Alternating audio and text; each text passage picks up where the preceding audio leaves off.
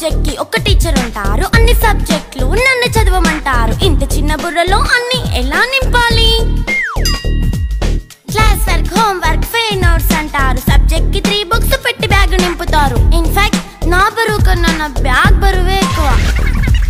క్వశ్చన్లు, ఆన్సర్లు, సర్ప్రైజ్ టెస్టులు అన్ని దాటుకొని మళ్ళీ స్కూల్ వ్యాన్ ఎక్కేసి అమ్మయ్య ఇక ఇంటికి వచ్చేసామనుకుంటే మార్క్స్ తక్కువ వస్తే చెయ్యాలి అసైన్మెంట్. రిపోర్ట్ కార్డ్ చూపిస్తే ఇంట్లో ఉన్న పనిష్మెంట్. హోమ్ వర్క్ చేయమంటూ మమ్మీ చంపుతుంటుంది. ట్యూషన్ టైం అయిందని డాడీ తరుముతుంటాడు. డాన్స్ క్లాస్ కి వెళ్ళమని తాతయ్య తిడతాడు. స్నాక్స్ తిని వెళ్ళమని నాన్నమ్మ ఆపుతుంది. ఇక అన్నీ అయిపోయాక కాసేపు టీవీ చూద్దామంటే మమ్మీ ఎంట్రీ ఇచ్చింది. బెడ్ ఎక్కమంది. చిన్న నాప్ తీసేలోపు తెల్లారిపోయింది.